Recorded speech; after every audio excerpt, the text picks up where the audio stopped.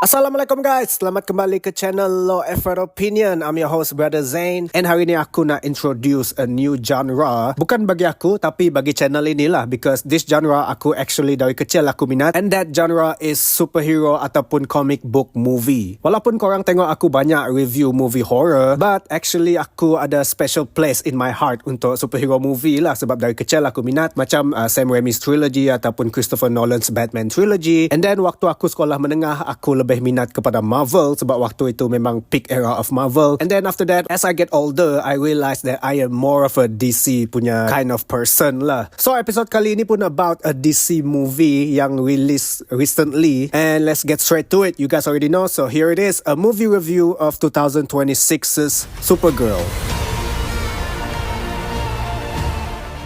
Directed by Craig, second name yang aku tak pandai nak sebut. Movie Supergirl ini merupakan second live action movie dari James Gunn punya newly established DC Universe, a direct continuation of movie Superman yang dirilis pada tahun lepas. Movie ini mengisahkan tentang Kara Zor-El, ataupun lebih senang cakap Supergirl lah. Dia tengah mencari planet yang sesuai untuk dijadikan tempat tinggal across the galaxy. Pada suatu hari, di waktu menyambut birthday dia yang ke-23, dia bertemu dengan seorang budak alien perempuan bernama Rufi. Basically, dia tengah go around and coba mendapatkan bantuan untuk cari pembunuh keluarga dia. Somewhere along the lines, their goals are aligned, and we get to see the adventures that these two characters went through together. Itulah sedikit sebanyak sinopsis plot Supergirl. Now let's get to the things that I like about this movie.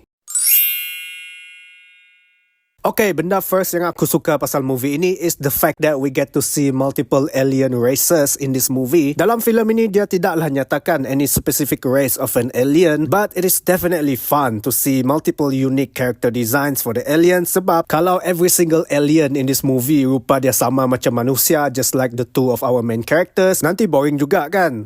So yeah, I enjoy seeing a wide range of character designs for the aliens in this film. Next, I also like the action sequences in this movie, especially pada awal movie ini. Waktu scene sebelum Kara activates her Supergirl power, we get to see a fun teleportation style fight scene. And of course, action sequences on the third act of the film is epic juga. We have a big fiery battle, explosion sana sini, and some epic slow motion shots.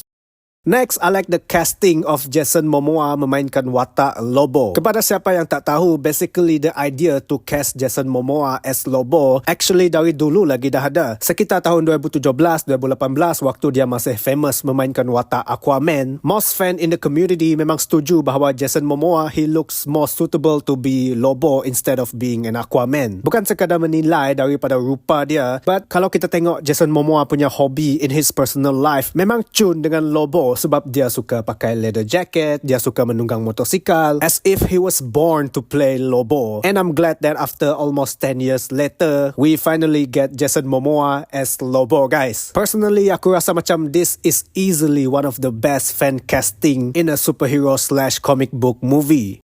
Next, aku juga suka the depiction of planet Krypton sebab dia memang berbeza daripada previous DC punya universe. In the previous DC universe under Zack Snyder, it is shown that planet Krypton instantly musnah sekaligus dalam satu letupan yang besar. Meanwhile, dalam movie Supergirl ini, we get to see that actually some part of Krypton survive, and that the rest of the survivor live inside an energy barrier. Dari ini, the director berjaya menghasilkan a short, beautiful story of how Kara's family and the rest of the Kryptonians struggle to continue living after the tragedy, and we get to see a short origin scene for Kara and Krypto punya first meeting before she was sent to Earth to search for a better life. And scene ini dia extend hingga ke part di mana Kara telah tiba di bumi, and we get to have a nice cameo of David Corenswet as Superman in some of these flashback scenes. Okay, that is all for the things that I like about this movie. Now let's get to the things that I dislike about this film.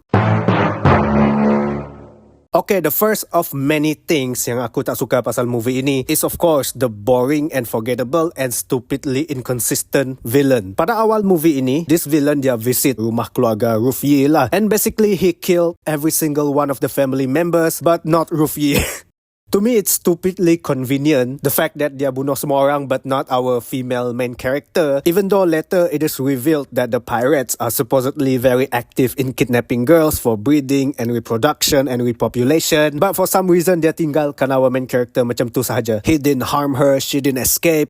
Kenapa kau bunuh every single family member but not her? Aku tahulah kalau dia bunuh the main character, then the whole movie wouldn't happen. But at the same time, I think as a writer, you could have come up with something more clever and more justifiable to avoid this kind of inconsistent writing in how the character supposed to act. Bukan ini sahaja ya, ada juga isu di mana kadang-kadang dia laju bunuh orang, kadang-kadang dia slow, kadang-kadang dia main-main dulu. Most of the time dalam movie ni dia cuma akan attack dengan cepat bila dia perasan Supergirl is coming to attack him. Like I said, this character is very inconsistent throughout the whole movie. Selain daripada itu, this villain juga conveniently membawa sesuatu secara terbuka. Dia membawa sesuatu yang Supergirl nak secara terbuka so that it is easily accessible for her. Aku explain sikit lah. Basically ada satu scene di mana villain ini dia tembak satu character and that character has been poisoned. Conveniently enough, dia bawa the cure for the poison menggunakan lanyard di depan badan dia. It's so easily accessible and so convenient for the sake of the plot. And of course, this villain is not even threatening. The character design tidak seram. Dia punya voice pun biasa-biasa sahaja. So it has nothing to offer to become a good and intimidating villain. Kalau aku nak compare dengan any other villain dalam comic book superhero movie sebelum ini, aku rasa macam aku boleh compare this character to the Dark Elves dalam movie Thor The Dark World. Dia punya level of boringness memang sama macam itulah.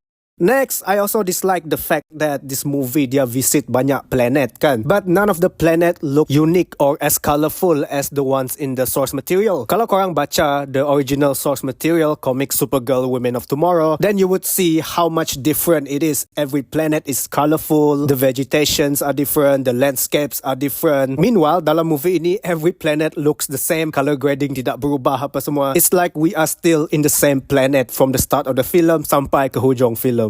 Next, aku tak suka our Supergirl. She is written to be a bratty and a drunkard female character. Dia tak pernah nak dengar nasihat daripada cousin dia, Kal-El. She always speak in a sarcastic manner, and even though lines yang dia deliver itu tidak lucu pun. And the fact that throughout this whole movie, she is shown to be someone who is a drunkard ataupun kaki minum. Don't get me wrong, in the original source material, Supergirl pun ada satu scene ataupun panel di mana ia menunjukkan Supergirl is drinking at a pub ataupun dekat bar. But she is not actively trying to get drunk or to have fun by drinking. She is simply there drinking. And ia cumalah hanya sekadar bahagian awal pada komik tersebut. Meanwhile, in this movie, Supergirl is drinking from the start of the movie to the middle of the movie, and even ending movie ini, dia cakap aku nak berhenti minum, but you know what, let's go for one more celebration. Like this movie is supposed to be for kids kan, but kenapa kau tunjukkan karakter ini sebagai seorang yang suka minum, yang pemabuk, when she's supposed to be a symbol of hope and empowerment for children?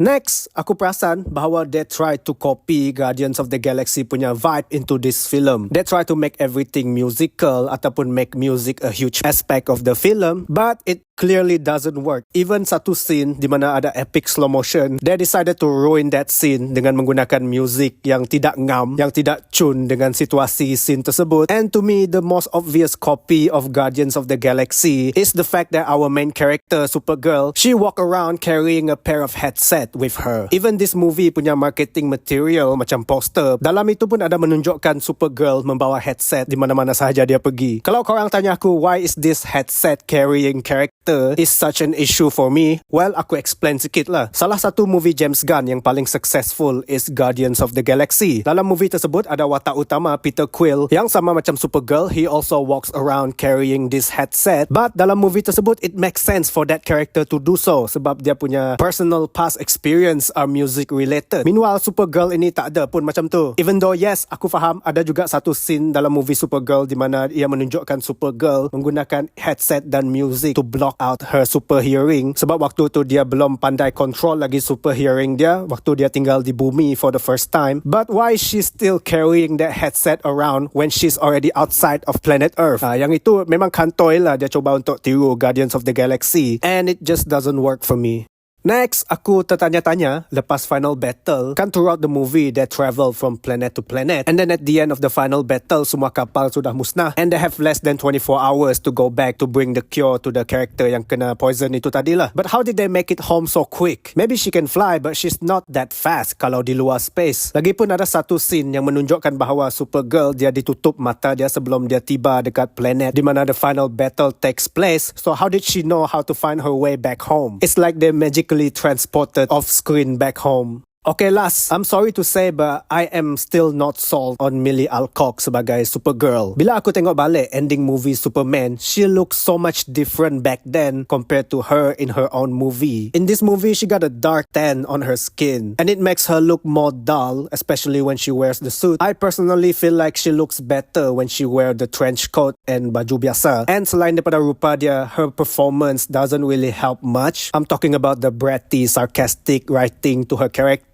But when it comes to scene yang dia raging, dia menangis, dia marah, to me that is good. Her performance is really good in that department. But overall, as a Supergirl, as Kara Zor-El, I still feel like Sasha Calle dari movie The Flash ataupun Melissa Benoist daripada the CW series, those two would be a better choice for Supergirl. Lagipun both of those names that I mentioned earlier, not only they are beautiful but they also look comic accurate.